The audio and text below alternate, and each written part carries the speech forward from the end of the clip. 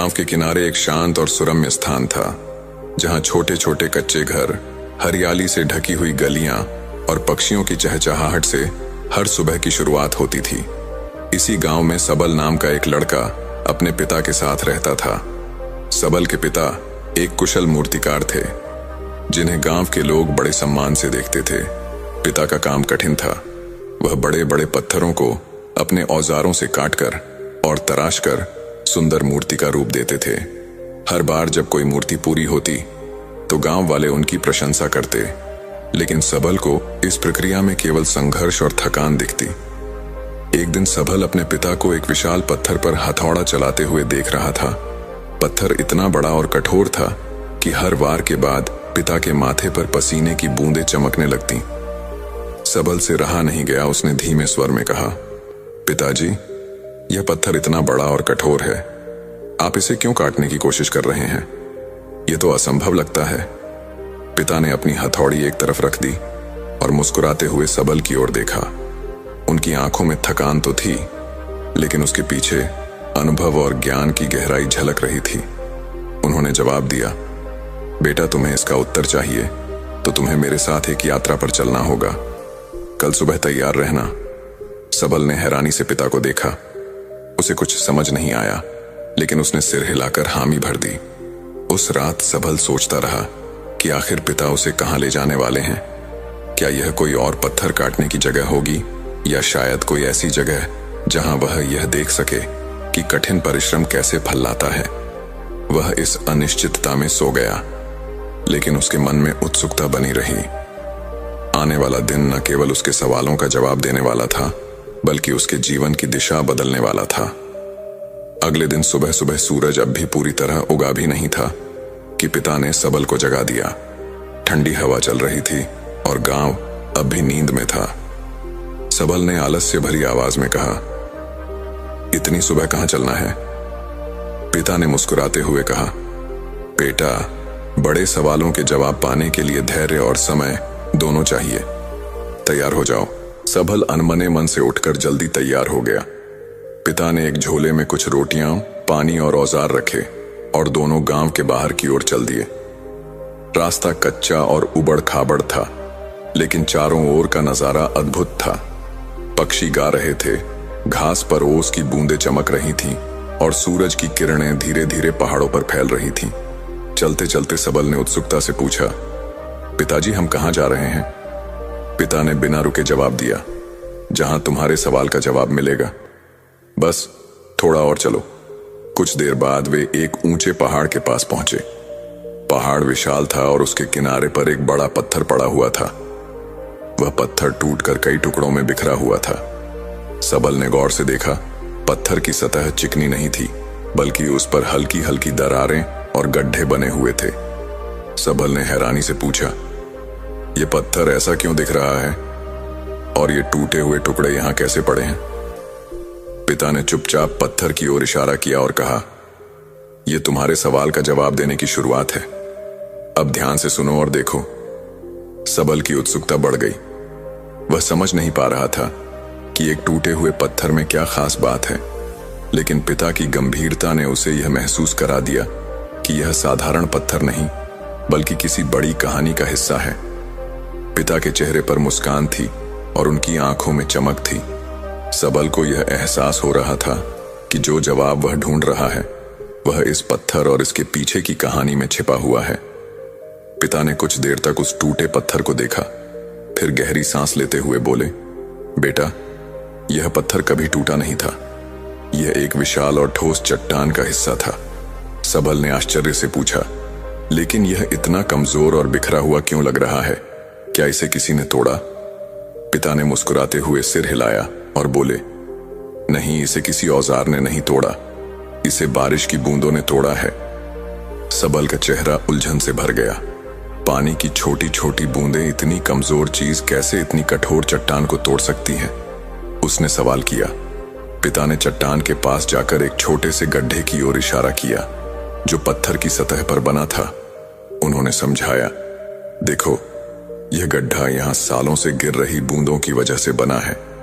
हर बारिश के दौरान बूंदें इस चट्टान पर गिरती रहीं। दिन महीने और साल बीतते गए और बूंदों ने धीरे धीरे इस पत्थर को कमजोर बना दिया। आखिरकार यह टूटकर बिखर गया। सबल अभी भी इस बात पर विश्वास नहीं कर पा रहा था। उसने हैरानी से कहा, लेकिन बूंदें तो बहुत छोटी और कमजोर होती हैं, क्या उनके अंदर इतनी ताकत होती है? पिता ने गंभीरता से जवाब दिया, ताकत बूंदों की नहीं, उनके निरंतर गिरते रहने की थी। वे हार नहीं मानती थीं। चाहे कितना भी समय लगे, उन्होंने अपना काम जारी रखा। यह पत्थर कितना भी कठोर और बड़ा क्यों ना था, वह बूंदों के धैर्य और निरंतरता के आगे हार गया। यह सुनकर सबल चुप हो गया। उसकी नजर अब पत्थर पर नहीं, बल्कि उस गड्ढे पर थी जिसे बूंदों ने बनाया था।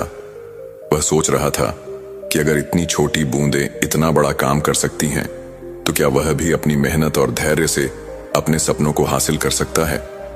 पिता ने उसकी ओर देखा और मुस्कुराते हुए कहा, याद रखो बेटा, कठिन से कठिन लक्ष्य भी केवल ताकत से नहीं, बल्कि निरंतर प्रयास और धैर्य से ही हासिल होता है। अगर यह बूंदें हार मान लेती तो यह पत्थर कभी ना टूटता। सबल को पहली बार लगा कि वह अपने पिता के काम को समझने लगा है। पत्थर और बूंदों की यह कहानी केवल एक चट्टान की नहीं थी, यह जीवन का एक बड़ा सबक थी। पिता ने पत्थर की ओर देखते हुए सबल से कहा, बेटा, यह कहानी सिर्फ इस पत्थर और बारिश की बूंदों की नहीं है, यह हमारे जीवन की सच्चाई है। कई बार हम बड़ी कठिनाइयों से घिर जाते हैं। वे इतनी बड़ी लगती हैं कि हमें लगता है हम कभी उन्हें पार नहीं कर पाएंगे। सबल ने उत्सुकता से पूछा, तो क्या हमें इन कठिनाइयों के आगे झुक जाना चाहिए? पिता ने मुस्कुराते हुए कहा, नहीं, हमें झुकना नहीं चाहिए, बल्कि हमें इन बूंदों से सीखना चाहिए। कठिनाई कितनी भी बड़ी हो, अगर हम छोटे छोटे कदम लेकर लगातार प्रयास करते रहेंगे तो कोई भी बाधा हमारा रास्ता नहीं रोक सकती। सबल अब पूरी तरह ध्यान से सुन रहा था। पिता ने आगे कहा, सोचो, अगर यह बूंदें केवल एक बार गिरती और फिर हार मान लेती तो क्या यह पत्थर टूटता? नहीं, लेकिन उन्होंने बिना रुके और बिना थके अपना काम जारी रखा। बूंदें जानती थीं कि उन्हें तुरंत सफलता नहीं मिलेगी, लेकिन उन्हें यह भी पता था कि उनका निरंतर प्रयास कभी बेकार नहीं जाएगा। सबल ने हल्के से सिर हिलाया। उसने महसूस किया कि उसके पिता केवल पत्थरों को तराशने वाले मूर्तिकार नहीं थे, वे जीवन की गहरी समझ रखने वाले शिक्षक भी थे। पिता ने एक आखिरी बात कही, याद रखो बेटा, निरंतरता का मतलब यह नहीं है कि तुम हर बार सफल हो जाओगे। इसका मतलब है कि तुम हर बार प्रयास करते रहोगे, चाहे कितनी ही बार असफल क्यों ना हो जाओ। और यही प्रयास समय के साथ असंभव को संभव बना देता है। सबल के भीतर कुछ बदलने लगा था। उसने सोचा, अगर बूंदें अपनी निरंतरता से इतनी बड़ी चट्टान को तोड़ सकती हैं, तो क्या वह अपनी छोटी छोटी समस्याओं को नहीं सुलझा सकता? उसके मन में एक नई ऊर्जा का संचार हुआ। उसने पिता से कहा, पिताजी, अब मैं समझ गया कि आप बड़े पत्थरों को क्यों काटते हैं। आप जानते हैं कि समय और मेहनत के साथ असंभव को भी संभव बनाया जा सकता है। मैं भी अपने जीवन में इस बात को याद रखूंगा। पिता ने प्यार से सबल के सिर पर हाथ रखा और कहा, यही बात तुम्हें हर कठिनाई में आगे बढ़ाएगी। बस याद रखना, प्रयास रुकना नहीं चाहिए। यह सीख सबल के दिल में घर कर गई। उसे अब यकीन हो गया था कि निरंतर प्रयास से वह अपने हर सपने को हकीकत में बदल सकता है। पिता के शब्दों ने सबल के भीतर एक नई चेतना जगा दी थी। वह उस टूटे पत्थर और बूंदों की कहानी को सोचते हुए घर लौटा। उसकी नजर अब हर चीज को एक नए दृष्टिकोण से देखने लगी थी। अगले दिन जब उसने अपनी पढ़ाई शुरू की तो पहली बार उसे अपने कमजोर विषयों को देखकर घबराहट नहीं हुई। उसने सोचा, अगर मैं रोज थोड़ा थोड़ा मेहनत करूं तो मैं इन मुश्किल सवालों को भी हल कर पाऊंगा। उसने हर दिन समय निकालकर अभ्यास करना शुरू कर दिया। खेल के मैदान में भी वह पहले की तरह हार मानने से बचने लगा। जब वह किसी दौड़ में पीछे रह जाता तो खुद से कहता, यह असफलता स्थायी नहीं है, अगली बार मैं और मेहनत करूंगा। दिन, हफ्ते और फिर महीने बीतते गए। धीरे धीरे सबल के प्रयासों का असर दिखने लगा। जो सवाल उसे असंभव लगते थे वे अब आसान लगने लगे। जो दौड़ वह हारता था उनमें अब वह बेहतर प्रदर्शन करने लगा। एक दिन स्कूल में एक बड़ी प्रतियोगिता की घोषणा हुई। यह प्रतियोगिता पढ़ाई, खेल और रचनात्मकता का संयोजन थी। सबल ने तुरंत अपना नाम लिखवा दिया। हालांकि उसके दोस्त उसे चौंक कर देखने लगे। एक ने कहा, क्या तुम सच में इस प्रतियोगिता में भाग लेने जा रहे हो? यह तो बहुत कठिन है। सबल ने मुस्कुराते हुए जवाब दिया, हाँ कठिन है, लेकिन असंभव नहीं। मैं कोशिश करूंगा। सबल ने इस प्रतियोगिता की तैयारी में जी जान लगा दी। हर दिन उसने अपने समय का उपयोग पढ़ाई, अभ्यास और नई चीजें सीखने में किया। उसे पता था कि वह तुरंत जीत नहीं पाएगा, लेकिन उसने ठान लिया था कि वह अपने हर प्रयास में बूंदों की तरह निरंतरता बनाए रखेगा। प्रतियोगिता का दिन आया। सबल ने अपनी मेहनत का पूरा प्रदर्शन किया। उसने धैर्य, अनुशासन और आत्मविश्वास के साथ हर चुनौती का सामना किया। परिणाम घोषित होने पर सभी चौंक गए। जब सबल का नाम विजेता के रूप में लिया गया, उसके शिक्षक और मित्र उसके बदलाव को देखकर हैरान थे। उन्होंने पूछा, तुमने ऐसा कैसे कर लिया? तुम तो पहले इतनी जल्दी हार मान लिया करते थे। सबल ने मुस्कुराते हुए कहा, मैंने बूंदों से सीखा है, निरंतरता और धैर्य से बड़ा कोई हथियार नहीं। उसकी यह जीत केवल एक पुरस्कार नहीं थी, यह उसके विश्वास और मेहनत का प्रमाण थी। उसने यह जान लिया था कि बड़ी से बड़ी मुश्किलों को भी छोटे छोटे कदमों और लगातार प्रयासों से जीता जा सकता है। प्रतियोगिता जीतने के बाद सबल सीधा अपने पिता के पास गया।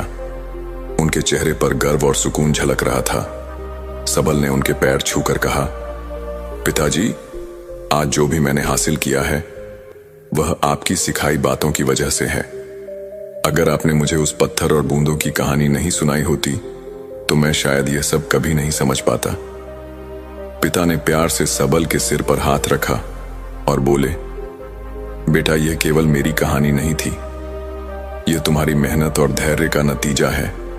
मैं सिर्फ तुम्हें सही रास्ता दिखा सकता था, लेकिन उस रास्ते पर चलने का साहस तुम्हें खुद ही दिखाना था और तुमने वह कर दिखाया। सबल ने मुस्कुराते हुए कहा, अब मैं समझ गया कि कठिनाइयां कितनी भी बड़ी क्यों ना हो, उन्हें पार करने के लिए निरंतरता सबसे बड़ा हथियार है। यह बूंदों की ताकत नहीं, बल्कि उनका धैर्य और नियमितता है जिसने मुझे यह सिखाया। पिता ने शांत स्वर में कहा, याद रखना बेटा, जीवन में कई बार ऐसे क्षण आएंगे जब तुम्हारी हिम्मत टूटने लगेगी। तुम्हें लगेगा कि तुम कुछ नहीं कर सकते, लेकिन जब भी ऐसा हो, इस पत्थर और बूंदों की कहानी को याद करना। यह तुम्हें सिखाएगी कि असंभव कुछ भी नहीं है, अगर तुम लगातार कोशिश करते रहो। सबल ने पिता की यह बात अपने दिल में बसा ली। वह जानता था कि यह केवल एक सीख नहीं, बल्कि जीवन का मूल मंत्र था। उस दिन के बाद हर बार जब सबल किसी चुनौती का सामना करता, तो वह उस टूटे हुए पत्थर और बूंदों की कहानी को याद करता।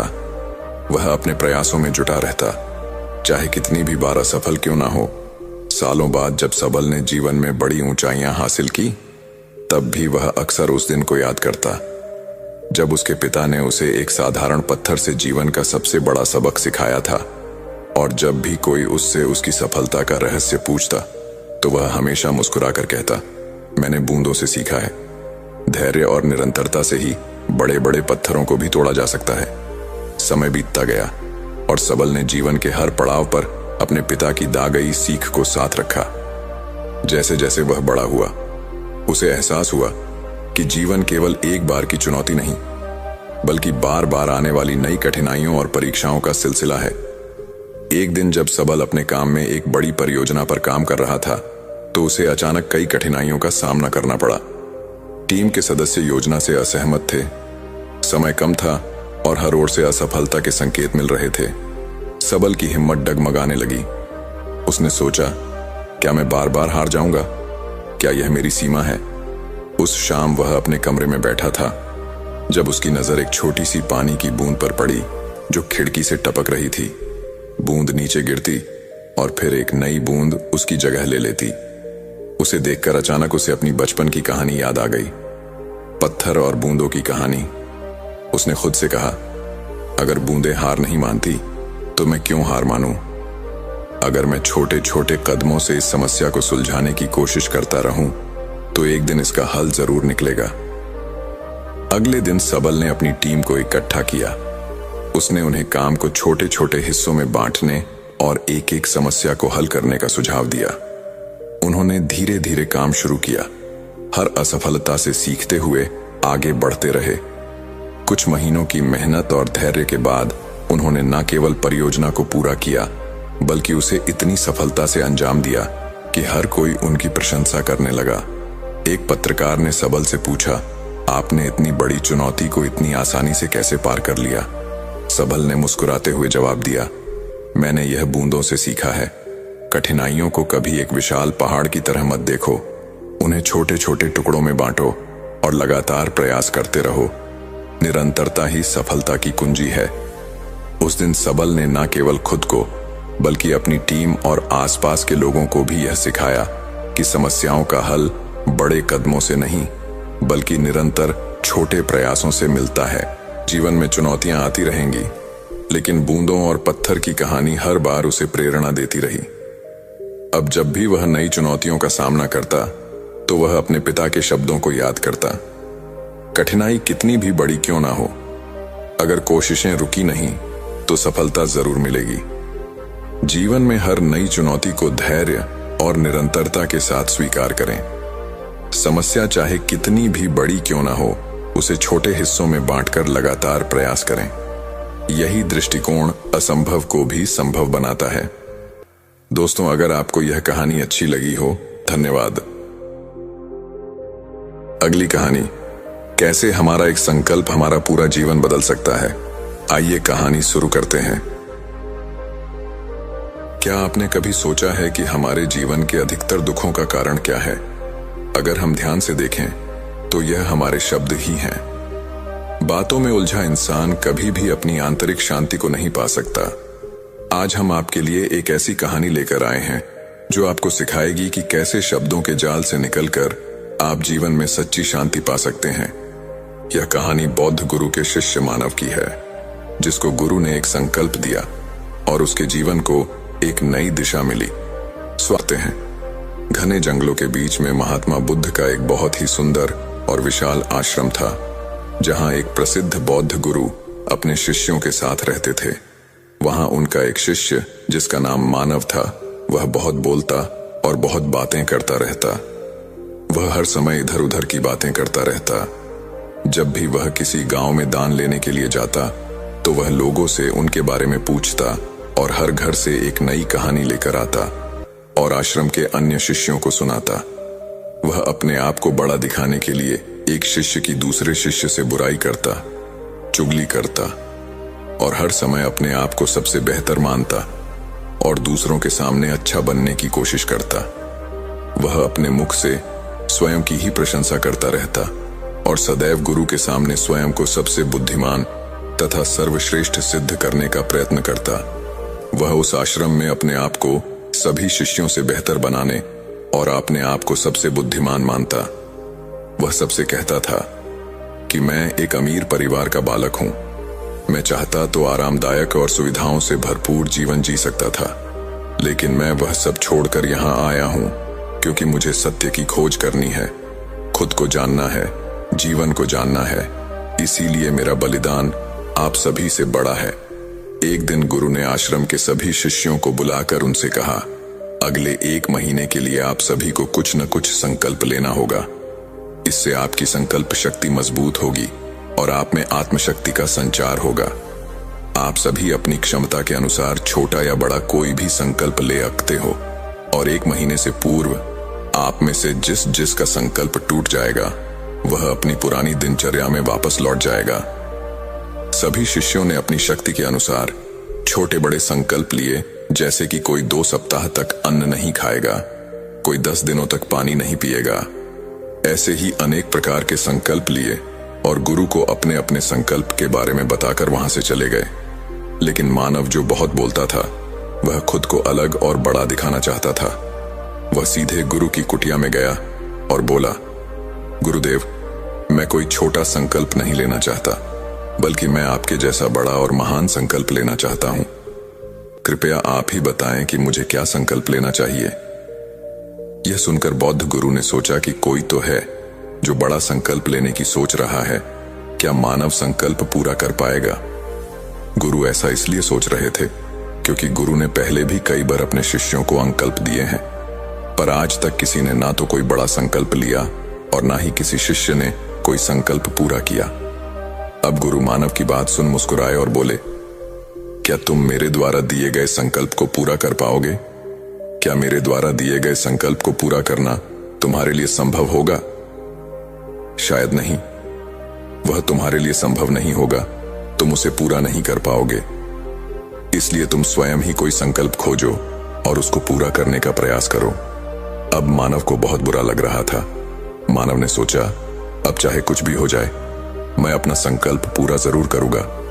मानव ने कहा, नहीं गुरुदेव, आप मुझे जो भी संकल्प दोगे मैं उसे अवश्य पूरा करूंगा। गुरु ने कहा, ठीक है, तो फिर तुम अगले 1 महीने तक चुप रहोगे। तुम्हारे मुंह से एक भी शब्द नहीं निकलना चाहिए, यही तुम्हारा संकल्प है। मानव ने मुस्कुराते हुए कहा, गुरुदेव, यह भी कोई संकल्प है? यह बहुत आसान है, 1 महीने तक बस चुप ही रहना है। नहीं गुरुदेव, आप मुझे कोई बड़ा संकल्प दें जो मेरी योग्यता के योग्य हो, जिसे पूरा करने में मुझे दिक्कत हो। गुरु ने कहा, यह संकल्प आज तक कोई पूरा नहीं कर पाया है, तुम्हें यह संकल्प ही पूरा करना है, तो बोलो, क्या तुम इसे पूरा कर पाओगे? मानव ने गुरु की बात मान ली और वह उसी समय से चुप हो गया और गुरु से आज्ञा लेकर कुटिया से बाहर चला गया। मानव को चुप रहना बहुत आसान लग रहा था। एक दिन तो उसने चुपचाप रहकर बिता लिया, लेकिन दूसरे दिन से उसके मन में न बोल पाने का बोझ बढ़ने लगा। तीसरे दिन उसे भारीपन महसूस होने लगा और चौथे दिन उसे एक अजीब सी बेचैनी महसूस होने लगी, क्योंकि आश्रम में सभी शिष्य एक दूसरे से बात कर रहे थे, आपस में बोल रहे थे। मानव उनके सामने अपना पक्ष रखना चाहता था, वह उनकी बोलती बंद करना चाहता था, लेकिन उसका संकल्प उसको रोक रहा था। इसलिए वह पूरे दिन सिर्फ मुंह और आंखें ही बनाता रहता था। इस प्रकार कुछ दिन और बीत गए और वह शिष्य बीमार पड़ गया। उसका सिर दर्द कर रहा था, उसे खाने पीने का भी मन नहीं था, वह सिर्फ बोलना चाहता था। वह गुरु के पास गया और उनके सामने लिखकर बैठ गया और उनसे कहा, गुरुदेव, मैं बोलना चाहता हूं, मैं बोले बिना सांस नहीं ले पा रहा, मेरी सांसें फूल रही हैं, मैं अंदर ही अंदर पागल हो रहा हूं, मुझे क्या करना चाहिए? क्या मुझे अपना संकल्प तोड़ देना चाहिए? यह पढ़कर गुरु मुस्कुराए और बोले, संकल्प तो टूटने के लिए ही होते हैं, लेकिन जो अपना संकल्प पूरा कर लेता है वह अपनी आंतरिक शक्ति बढ़ा लेता है, और जो अपनी आंतरिक शक्ति बढ़ा लेता है वह साधना और आध्यात्मिकता के मार्ग पर आगे बढ़ जाता है। संकल्प लेना भी तुम्हारे हाथ में था और इसे तोड़ना भी तुम्हारे हाथ में है। तुम्हारे कई भाई अपना संकल्प तोड़कर अपनी पुरानी दिनचर्या में लौट आए हैं। अगर तुम ऐसा नहीं कर पा रहे हो तो तुम अपना संकल्प तोड़कर अपनी पुरानी दिनचर्या में वापस आ सकते हो। लेकिन याद रखना, अगर तुम आज इस छोटे से संकल्प को नहीं संभाल पाए तो अपना पूरा जीवन कैसे संभाल पाओगे? बाकी फैसला पूरी तरह तुम्हारे हाथ में है। गुरु की इस बात से मानव को ठेस पहुंची और वह बिना कुछ कहे वापस चला गया और खुद को अपनी झोपड़ी में बंद कर लिया। वह केवल अपने आवश्यक कार्यों के लिए ही झोपड़ी से बाहर आता और बाकी समय झोपड़ी के अंदर ही बैठा रहता। 15 दिन बीत चुके थे और आश्रम के लगभग सभी शिष्यों का संकल्प अब तक टूट चुका था, लेकिन उसका संकल्प अभी भी जारी था। संकल्प लेने के बाद से अब तक उसने एक भी शब्द नहीं बोला था। पूरा आश्रम हैरान था कि इतना बोलने वाला इंसान चुप कैसे हो गया। 15 दिन के बाद वह फिर से अपने गुरु के पास गया और लिखकर बताया, गुरुदेव, मैं बाहर से तो खामोश हूं, लेकिन मेरे अंदर बहुत सी आवाजें हैं। खूब रोना धोना और शिकायतें हो रही हैं। मैं अंदर ही अंदर बातें करता रहता हूं। मेरा मन तरह तरह के सवाल पूछता रहता है। मैं बाहर से जितना खामोश हूं, अंदर से उतना ही शोरगुल हूं। क्या इस तरह से मेरा संकल्प अभी भी जारी है? गुरु ने कहा, हाँ, तुम्हारा संकल्प अभी भी जारी है, लेकिन जब तक लोगों की ये आवाजें तुम्हारे कानों में पड़ती रहेंगी, तुम्हारा मन बोलता रहेगा, क्योंकि उसे बोलने की आदत है।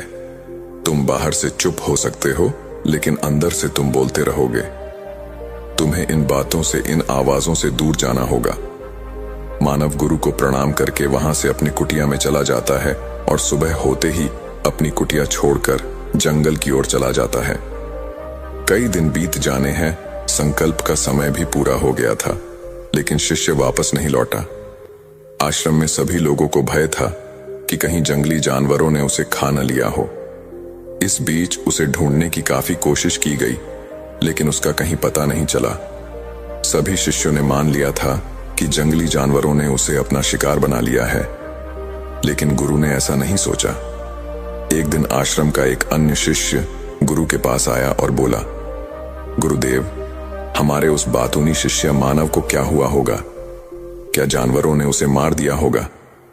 गुरु ने कहा, हो सकता है कि जानवरों ने उसे अपना शिकार बना लिया हो, लेकिन उसके वापस न लौटने का एक और कारण भी हो सकता है। शायद उसे वह मिल गया जिसके लिए वह गया था। तब शिष्य ने पूछा, गुरुदेव, क्या ज्यादा बोलना इतना हानिकारक है? गुरु ने कहा, मनुष्य के जीवन के अनेक दुखों में से एक दुख यह भी है कि वह कभी चुप नहीं रह पाता। वह हमेशा कुछ न कुछ बोलता और सोचता रहता है। हमारे आधे से ज्यादा दुख हमारे बोलने के कारण ही उत्पन्न होते हैं। परिवार में अधिकतर झगड़ों का कारण हमारा निरर्थक बोलना ही होता है। कोई भी चुप नहीं रहना चाहता, हम सिर्फ दूसरे व्यक्ति को बात सुनाना चाहते हैं। हमारे मन में जो भी होता है हम उसे निकालकर दूसरों को सुनाना चाहते हैं। उसे समझाना चाहते हैं कि देखो, तुम गलत हो और मैं सही हूं। और इस तरह हर कोई एक दूसरे की बुराई कर रहा है। इस प्रकार सुनने और सुनाने का यह सिलसिला जीवन भर चलता रहता है। लेकिन इस अज्ञानता में हम अपना समय, अपनी समझ और सबसे महत्वपूर्ण और अनमोल अपना जीवन उसे खो देते हैं, जिसे जिया जा सकता है, जिसमें आंतरिक शांति को प्राप्त किया जा सकता है। यह सब खो देते हैं, लेकिन इसके बदले में हमें क्या मिलता है? कुछ नहीं, सब व्यर्थ और बर्बाद हो जाता है। इस पागलपन में हमने क्या खो दिया, इसका एहसास केवल कुछ ही लोगों को हो पाता है। बाकी लोग जैसे उन्हें अपने आने का पता नहीं, वैसे ही उन्हें अपने जाने का भी पता नहीं चलता। शिष्य ने कहा, तो फिर इसका समाधान क्या है? गुरु ने कहा, पूरी जागरूकता के साथ अपने विचारों को देखना यही एकमात्र तरीका है। सभी मानसिक समस्याओं का वर्तमान में रहकर चिंतन करना, पूरी जागरूकता के साथ अपना कार्य करना जीवन में चमत्कार ला देता है। उसके बाद वह शिष्य गुरु से अपने सवालों का उत्तर पाकर उन्हें प्रणाम करके वहां से चला गया। उस शिष्य को आश्रम छोड़े हुए 3 महीने का समय बीत चुका था, लेकिन उसकी कोई खबर नहीं मिली थी। अब तक सभी गुरु भाइयों ने भी उसके वापस लौटने की उम्मीद छोड़ दी थी। लेकिन एक दिन वह आश्रम लौट आता है। उसे देखकर सभी के मन में आश्चर्य और खुशी का ठिकाना न रहा। लेकिन अब वह नहीं था जो वहां से गया था। वह अब कुछ और ही बनकर वापस आया था। उसमें एक अलग ही बदलाव महसूस किया जा सकता था।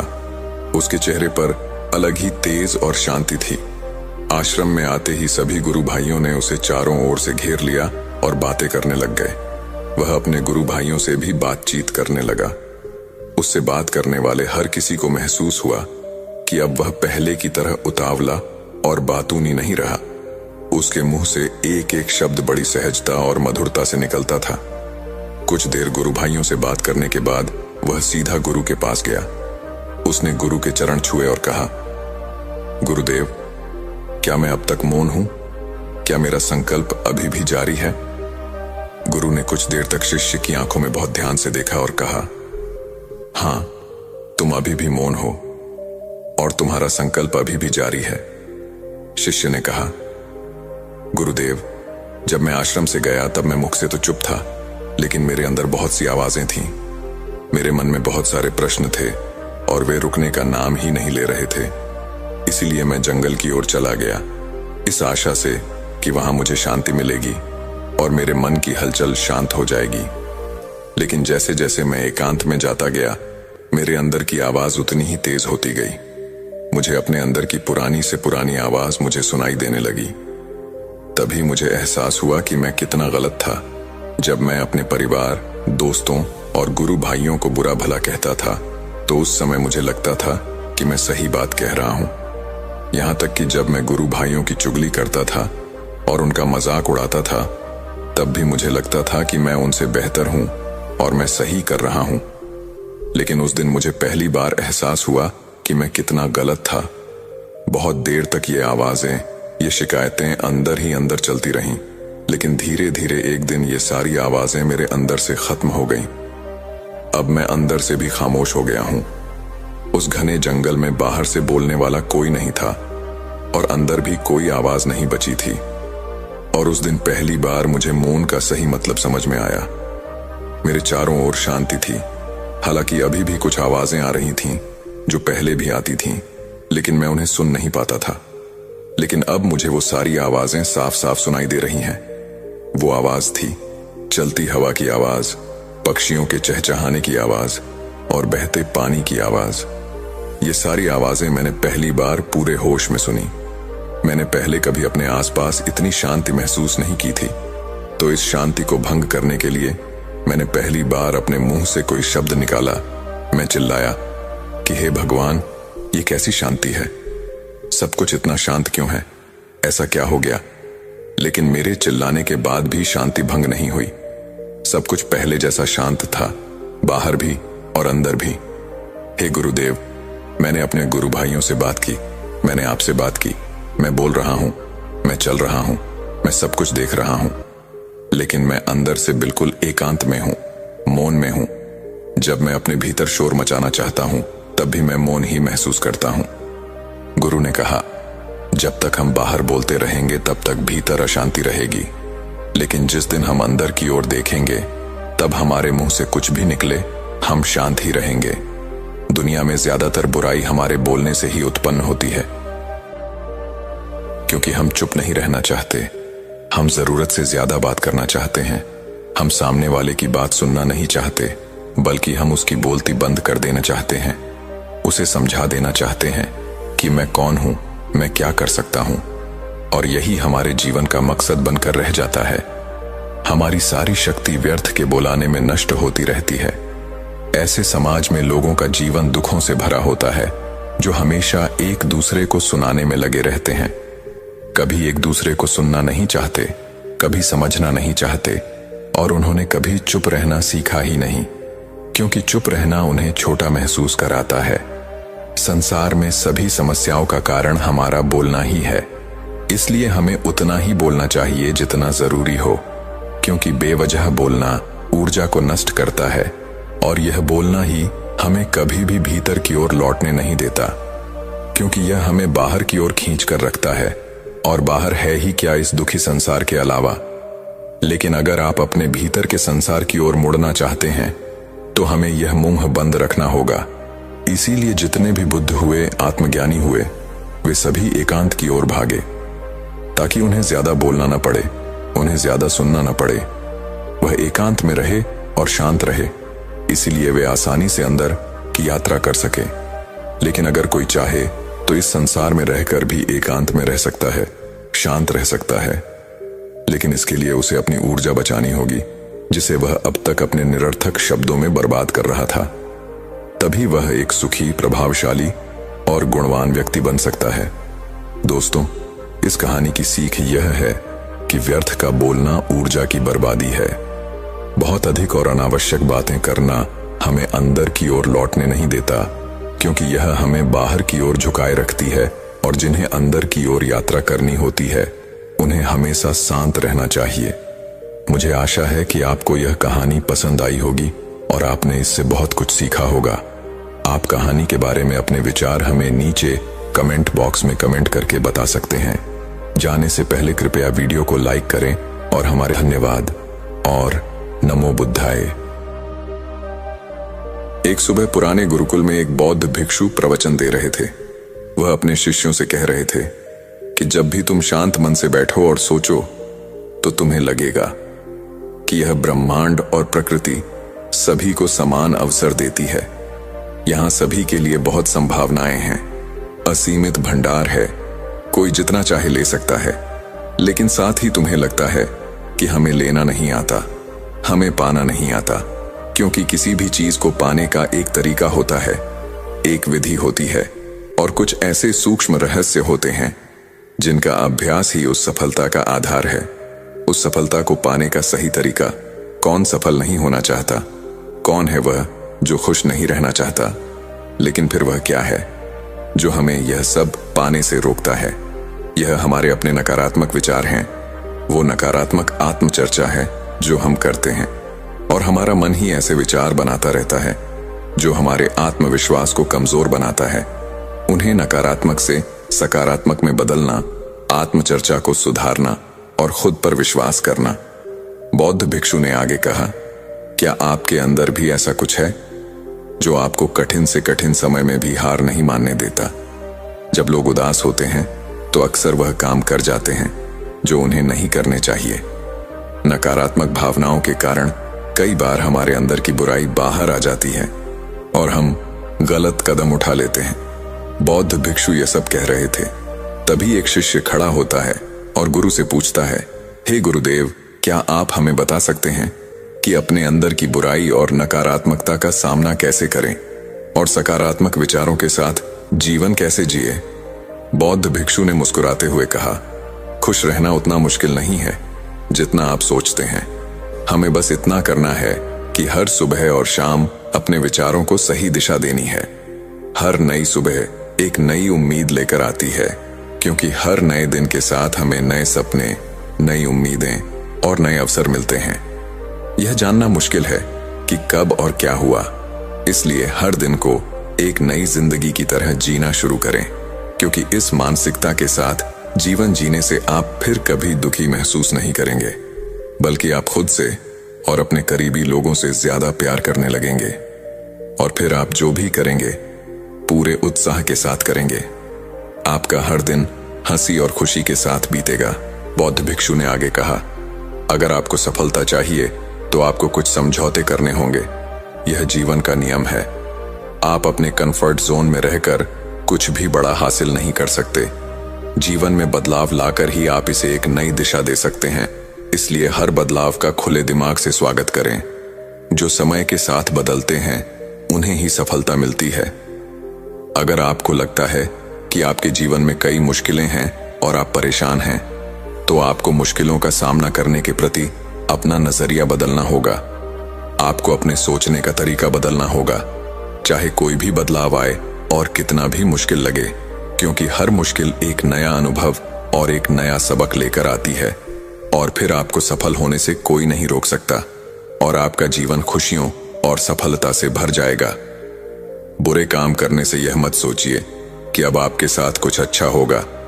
अगर आप जीवन में सब कुछ अच्छा चाहते हैं तो आपको अच्छा सोचना होगा और अच्छा ही करना होगा, तभी आप पर ब्रह्मांड का आशीर्वाद होगा।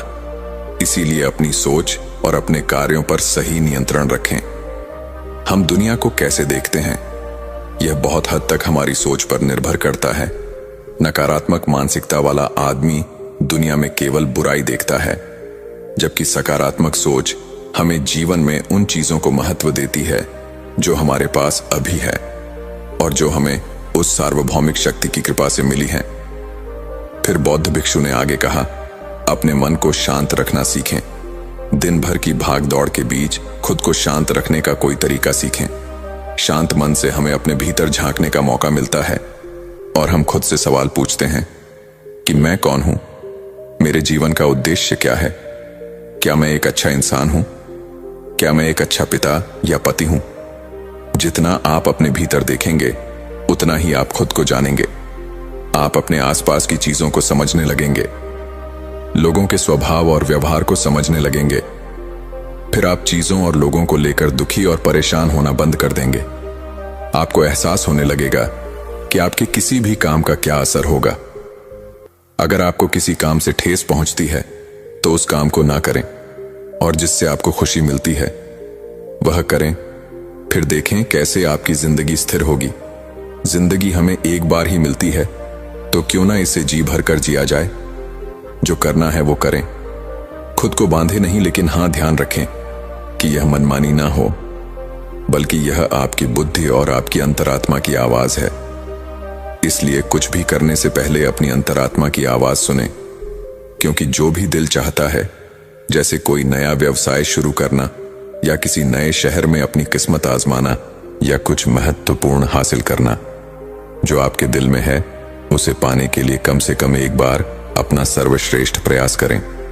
यह ना सोचे कि परिणाम क्या होगा, बस जो आपके मन में है वह करें। अक्सर हम इसी उलझन में फंस जाते हैं, क्योंकि हमारा दिल कुछ कहता है और दिमाग कुछ और, लेकिन आपके साथ ज्यादा से ज्यादा क्या हो सकता है? जब आप प्रयास करेंगे तो आप सफल नहीं होंगे। बौद्ध भिक्षु ने आगे कहा, लेकिन कम से कम आपको इस बात का अफसोस नहीं होगा कि आपने प्रयास ही नहीं किया। कुछ ना करने से बेहतर है प्रयास करना और असफल होना। बौद्ध भिक्षु ने आगे कहा, आपकी अंतरात्मा आपका सर्वश्रेष्ठ चाहती है। अपनी अंतरात्मा की आवाज को कभी नजरअंदाज ना करें, जिसे हम बुद्धि या बुद्धिमत्ता कहते हैं। अगर आप जीवन की खूबसूरती को समझना चाहते हैं तो अपने अंदर झांकें, देखें कि आपके पास क्या है और आपने जीवन में क्या हासिल किया है। आप जीवन की खूबसूरती को तभी महसूस कर पाएंगे जब आप कृतज्ञता से भर जाएंगे। जो हमारे पास नहीं है उसके बारे में दुखी होने के बजाय जो हमारे पास है उसके बारे में खुश रहे और उसी संतुष्टि और शांत मन के साथ अपना प्रयास जारी रखें। यह कहने के बाद बौद्ध भिक्षु कुछ देर चुप रहे और फिर कहने लगे, क्या आप जानते हैं कि शब्द तलवार से अधिक शक्तिशाली होते हैं, इसीलिए इसका इस्तेमाल विवेकपूर्ण तरीके से करना होगा।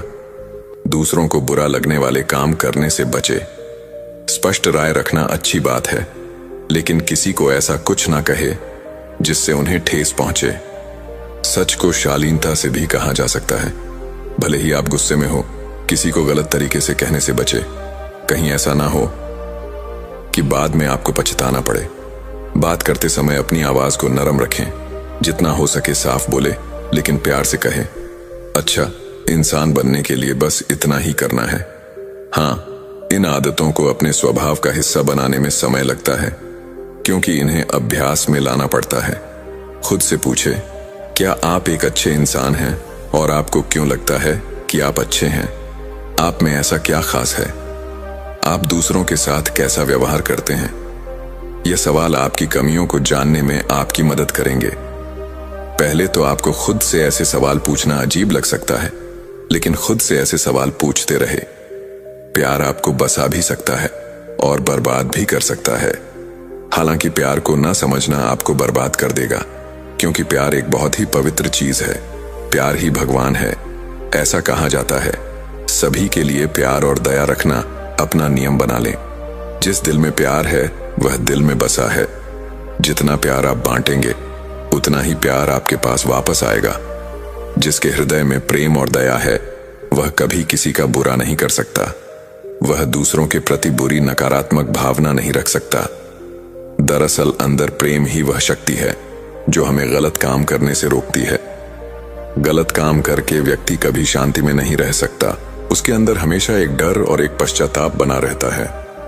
गलत काम करना छोड़ दो, फिर तुम देखना तुम्हें इतनी खुशी और संतुष्टि मिलेगी कि तुम्हारा पूरा जीवन शांति से बीतेगा। जो लोग स्वार्थी और धोखेबाज होते हैं, खुशी उनसे कोसों दूर भागती है। चाहे वह कितना भी खुश रहने का दिखावा करें, वह अंदर से दुखी ही रहते हैं। गंदे काम और गंदे विचार हमें कभी खुश नहीं रहने देते, और जहां खुशी है वहां प्रेम है।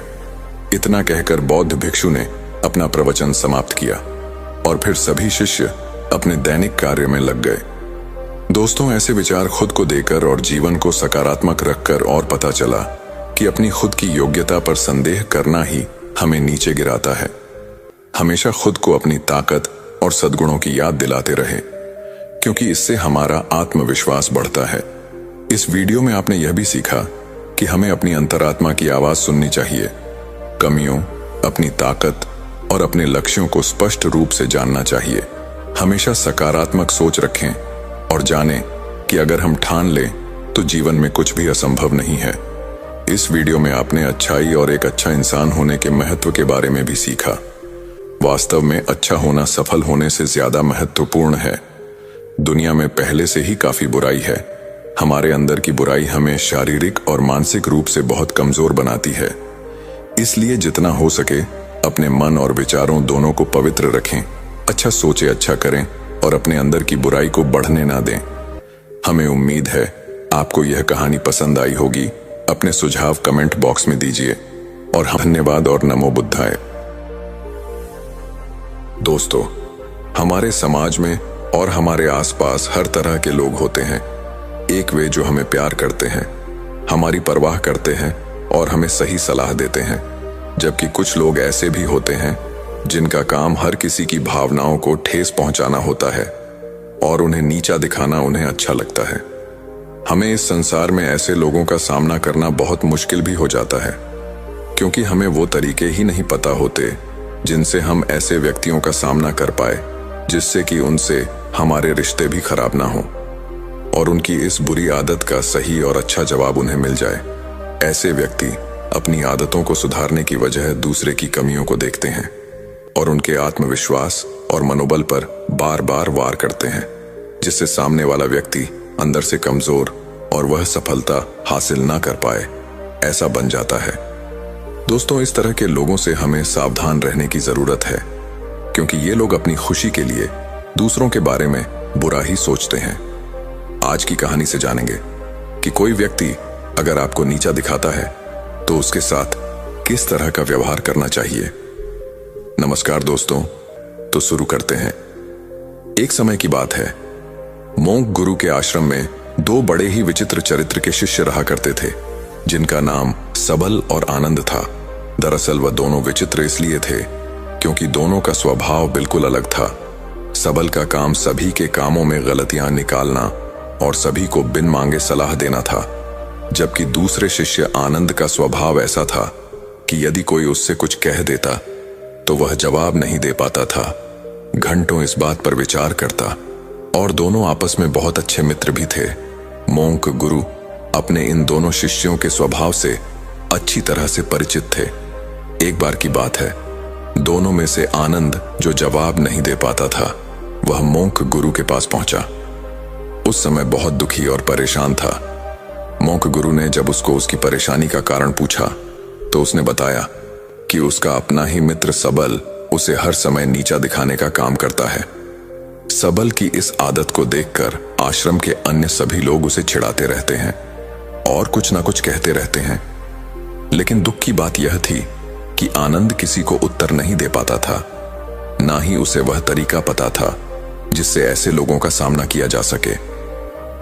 आनंद की बात सुनकर मोंक गुरु मुस्कुराए और बोले, यह समस्या तो बहुत ही छोटी सी है, तुम स्वयं इन समस्याओं का समाधान खुद कर सकते हो, लेकिन इसके लिए तुम्हें स्वयं ही अपनी बुद्धि का प्रयोग करना होगा। आनंद ने कहा, अब आप ही मुझे बताइए कि मैं इस प्रकार के लोगों का सामना कैसे करूं। मोंक गुरु ने कहा, ठीक है, मैं तुम्हें कुछ ऐसे उपाय बताऊंगा जिनका उपाय करने से तुम सामने वाले का अपनी बातों पर असर नहीं होने दोगे। पहला उपाय, यदि कोई तुम्हारा अपमान करे या तुम्हारे विषय में ऐसी बात करे जो तुम पसंद नहीं करते हो, तो तुम अपना बचाव कभी मत करो। उन्हें जो भी बात करनी है करने दो। तुम्हें कोई जरूरत नहीं है उन्हें यह समझाने की कि तुम्हारे साथ यह समस्या क्यों है। तुम अगर उनकी बातों पर कोई भी प्रतिक्रिया नहीं देते हो या उस बातों पर अपने ऊपर कोई भी प्रभाव नहीं पड़ने देते हो, तो इससे तुम यह सिद्ध कर पाओगे कि उनकी कोई भी बातों से तुम प्रभावित नहीं हुए हो, और ऐसी स्थिति में तुम्हें अपना बचाव कभी नहीं करना चाहिए। दूसरा उपाय, यदि कोई आपके बारे में बुरा बोल रहा है या आपको नीचा दिखाने की कोशिश कर रहा है, तो तुरंत उन सब पर हमला करने से बचे। यानी कि अगर आपको कोई आपके बारे में आप ही के सामने आपको नीचा दिखाने की बात कर रहा है, तो ऐसे लोगों से अपने आप को हमला करने से बचना होगा। अगर आप उनके द्वारा दी गई टिप्पणी पर कुछ भी प्रतिक्रिया देते हैं, तो उन्हें आपकी आलोचना करने का एक और मौका मिल जाएगा। अचानक उनकी टिप्पणियों पर प्रतिक्रिया देने से आप उनकी नजरों में कमजोर ही देखेंगे। इसलिए ऐसा कभी नहीं करना चाहिए कि अगर कोई आपको आपके सामने नीचा दिखा रहा है तो उसकी बातों पर आप जवाब ना दें। तीसरा उपाय, यदि कोई आपको चुभने वाली बात कह रहा हो या आपको नीचा दिखाने का प्रयास कर रहा हो, तो आपको उससे प्रश्न पूछना चाहिए और कारण पूछना चाहिए कि आखिर में वह आपके बारे में इस प्रकार की बातें क्यों कर रहा है। ऐसा सवाल करने से अगर वह कार्य किसी गलत मन से कर रहा है तो वह अपने आप शांत हो जाएगा, क्योंकि उसके पास आपके द्वारा पूछे गए प्रश्नों का उत्तर ही नहीं होगा।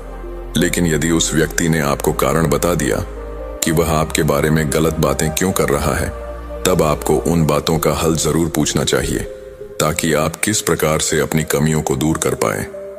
इसके बाद मोंक गुरु अपने शिष्य आनंद को बताते हैं कि अनुभव के आधार पर भी प्रतिक्रिया करना जरूरी होता है।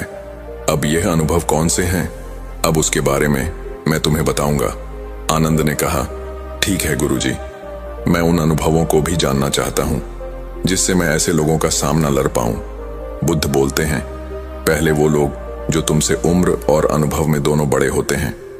मेरे कहने का मतलब यह है स्विंगल, कि वह लोग जो उम्र में और अनुभव में तुमसे बड़े हैं, और दूसरे वह जो तुम्हारे बराबर के हैं और सहपाठी हैं, और तीसरे वह जो अनुभव और उम्र दोनों में ही तुमसे कम है।